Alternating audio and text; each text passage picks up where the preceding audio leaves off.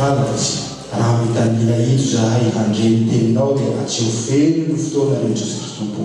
ary aza velanao verimaina izany fotoana hiangonana isadiavanao aminay izany fa mba tena hanovozana hely tokoa hanavozana ny fiainana tokoa satria ianao Andriamanitra be fitiavana mpanavao no manafaka anay amin'ny tsy filohanay manafaka anay amin'ny fisalasalanay sakaziny fely izay ho ambara aminaranao Jesosy. Amen. Ny tenin'Andriamanitra izay voalaza ho torina amintsika dia ao amin'ny Korintianina voalohany toko faharoa andiny voalohany ka hatramin'ny fahatelo. Korintianina voalohany toko faharoa andiny voalohany ka hatramin'ny fahatelo.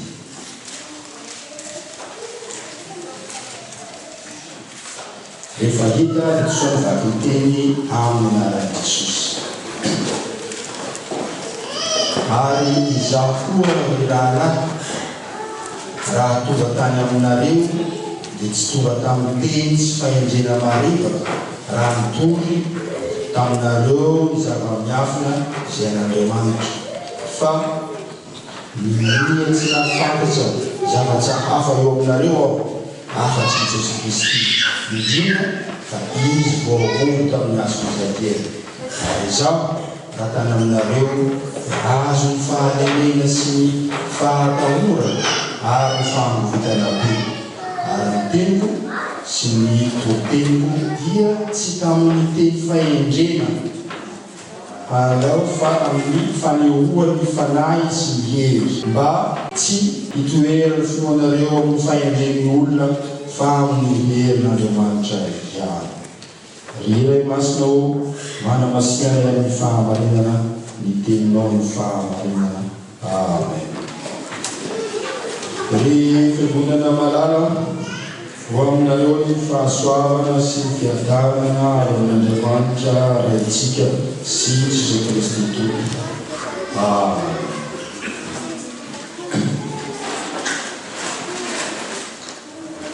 Saika hanontany ihany koa ao alohan'ny mboatsika azy.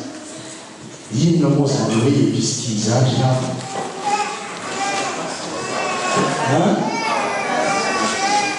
Taratasy. Ity taratasy ho antsika ity dia taratasy natao vakiana ao am-piangonana, natao hoe adresena amin'ny fiangonana tany ambony izy fa azo atao koa hoe mivantana ao amintsika. Atao ho vakiana isan'ny fiangonana zany ary mivantana koa amintsika amin'izao ora sy fotoana izao ka mahagaga amin'ny fanarahana an'Andriamanitra, ny mahagaga ny amin'ny zava-miafina dia isika zao zany manantena sy miandrandra ny amin'ny zavatra miafina sy ny amin'ny zavatra hoavy. Ny toriteny izay rentsika isan'andro zany dia manambara faminanena, manambara ny amin'ny zavatra hoavy sy ny amin'ny zavatra homarika izay hoavy sy mifampiaraka tokoa. Ny teny izay rentsika isan'andro zao koa dia mampafantatra antsika ny fahafoezan'ny teny ny andro izay iainantsika, manambara antsika koa fa ny misy farany zao fotoana iainantsika zao. Ka ny teny izay rentsika isan'andro dia mitondra antsika, manambara antsika ary mampianatra antsika sy mitezana antsika mba haharitra amin'ny tenin'Andriamanitra sy iaina an'izany tenin'Andriamanitra zany. Paoly apôstôly raha avy toriteny dia izy dia olona mahay tsara ary spesialista zany atao hoe soratra masina izany. Fa nia tsy ahafantsana inona izy afa-tsy Jesosy Kristy zay voaomby tao amin'ny hazo fijaliana. Ary amijerinao inanao tsika dia hoe fa ny fahendreny izao toy izao zao koa fahatalana. Ny fahendreny izao toy izao dia misy lozika. Ny lozika n'izao tontolo izao dia ny hoe fifankatiavana mifamaly. Ny lozika n'izao tontolo izao dia hoe ny ray no miteraka ny zanaka. Tsy izay ny lozika n'izao tontolo izao zany hoe raha misy ny zanaka tsy maintsy misy ny atombohany tsy maintsy misy ny aviany ka zay indrindra no atao hoe fahadalana ny manambara ny Jesosy Kristy hoe notorotoroina tao an-kibon'ny Maria fahadalana izany ao amin'izao tontolo izao satria tsy possible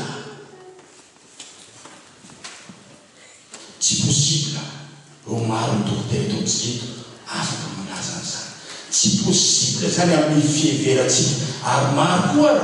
rehefa sendra raha hanambarana zany fahadalana amin'izao tontolo izao zany amin'ny namatsika isika dia himoehezany satria hoe tsy possible ny Andriamanitra an'izany Jesosy zany satria nateraky Maria ary fantatsika tsara fa tsika tsiraray avy zao dia miharatsy manjakariva isika zany hoe mizainona ny raitsika sy ny renitsika zay fahafatevany amintsika dia misy défaut kely hatsany ny any amin'ny taranakatsika noho ny fomba fiainatsika zany noho ny fiainatsika zay manimba ny tenatsika dia miasiva koa ny taranakatsika ka io zany lozikan'ny olona hoe tsy mety ho Andriamanitra izany Jesosy zany kanefa inona moa zavatra hain'Andriamanitra inona moa zavatra tsy hain'Andriamanitra eny misy zavatra tsy haina inona moa zavatra ohatsy hain'Andriamanitra liana ny manota inona koa tsy miandrandra zavatra ohatsy tsy haina tsy mahay manota izy ary tsy mahay miandrandra iny zany karantesikely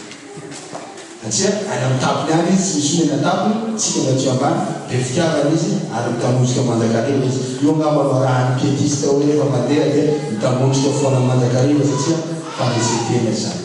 eo indrindra zany ahoana izy amazo mamarina tsy tavarotsy valina manototeny farafanisiteny dia miema ka Andriamanitra zany ny lozika n'Andriamanitra tsy lozika tsika ary tsika zao olombelona zao dia mila manana maso hafa mba hahalala zany atao hoe sitrapon'Andriamanitra izany ny sitrapon'Andriamanitra zay ampianary Jesosy Kristy raha tonga aty an-tany dia nampianatra antsika ny zany atao hoe fitiavana n'Andriamanitra sy ny fitiavana ny namana izany io ny aotionany ity soratra masina Andriamanitra ity dia ninona ny hoany zany hoe fitiavana n'Andriamanitra zany dia nanaovany ny sitrapony rainy na iraka azy izy nanao sitrapon'Andriamanitra izy tonga aty an-tany mitorotoro atao voalombia ary miara-nonona aty amintsika tia namana izy satria tiantsika izy dia ninanao zay tsy ahavely antsika tsy raray afaka io nanorany tenany mba hamonjeny an'izao tontolo zao mba hamonjeny any hamonjeny anao koa io zany no filamatsy io ny fampianarana zay ampianarana antsika io zavatra dia miafina amin'izao tontolo zao zany fitiavan'Andriamanitra izany satria tsy kely zany ka itsika zay mpanaraten'Andriamanitra mino tampiaraka zany izy raha mino an'izany tsika dia tsy maintsy raha mandray an'izany ten'Andriamanitra zany tsika dia tsy hitarejetra satria ny tenin'Andriamanitra io nara dia misy ka tsy amenatsika hitorejetra tsy amenatsika ho feno fahankahalana tsy amenatsika ho feno fahankamoana tsy amenatsika tsy hahafoy ho an'Andriamanitra tsy hahafoy ny fotoanatsika tsy hahafoy ny zavatra rehetra ho an'Andriamanitra satria tsy mbola mahatsapa an'izany fitiavana izany tsika na dia be fitiavana sy be mitra foana izy Paoly raha manambara izy dia niniatsy nalalana inona na inona afa-tsy Kristy zay vao homboka aminazy fijaliana mba hanolotra ny ainy hamonjy ahy sy hamonjy anao ka isika zay mpanaratian'i Jesosy zany eo no filamatra tsika dia ny hazo fijaliana zany hoe fanomboana eo amin'ny hazo fijaliana ny zavatra rehetra tiantsika mihoatra noho ny Andriamanitra ny zavatra rehetra manalokaloka amintsika ny zavatra rehetra mamanitra antsika tsy ahafahantsika hibanjana zan'Andriamanitra zany tsy ahafahantsika hisafidy zany hoe ny sitrapony sy ny fitazany antsika zany isika zao dia sahala amin'le fanoharana atao matetika hoe sahala amin'ny tomatesa loha zay tsisy mpifidy, sahala amin'le voankazo loha, hena loha zay tsy misy mpitia, kanefa Andriamanitra dia mbola misafidy atsika tao anatin'izany faharatsiana tsy fanahiratsika zany. Ka raha hoy isika hoe zaho olomary, raha hoy isika hoe zaho mpanao ny soa mandrakariva, raha hoy isika hoe zaho mpitoteny tsara, zaho mahaonao zao zava-tsaraitsy zao, mpanao asa soa, mpanao tao amin'ny fiangonana, dia diso isika satria ny zava-tsaraitsy ataonao, ny fananana izay anananao dia tsy anao zany fa nampindramin'Andriamanitra ho anao, ahafahanao iriaria ho ampitombolonao, hoentinao hanasoanao, hanasoavana ny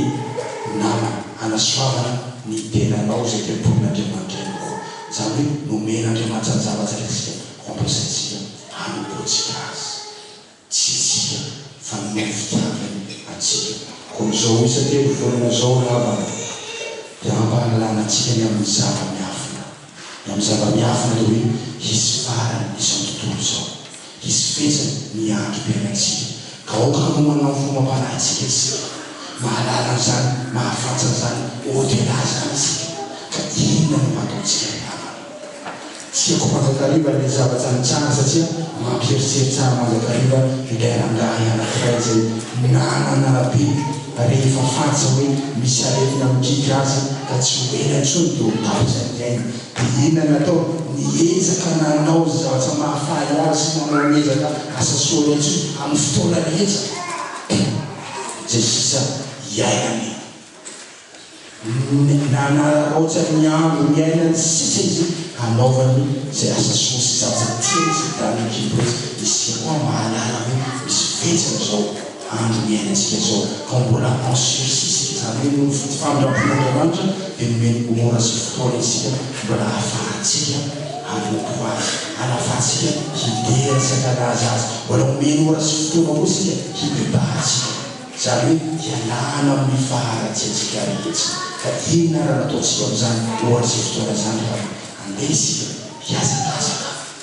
ny ora sy ny andro tsika rehetra manomboka izao ampiso arak'izay hiazakazaka amin'ny fanompoana an'Andriamanitra. Ka inia tsy halala na inona afa-tsika Kristy zay voahomba teo amin'ny hazo fijaliana. Fanahy mahery no omenantsika dia ny fanahin'Andriamanitra zay ilaintsika tamin'ny batisa. Zany fanahy mahery zany dia tsy mba fanahy kosa ka amenantsika hitarejeza ny havana, jerevana ny voa,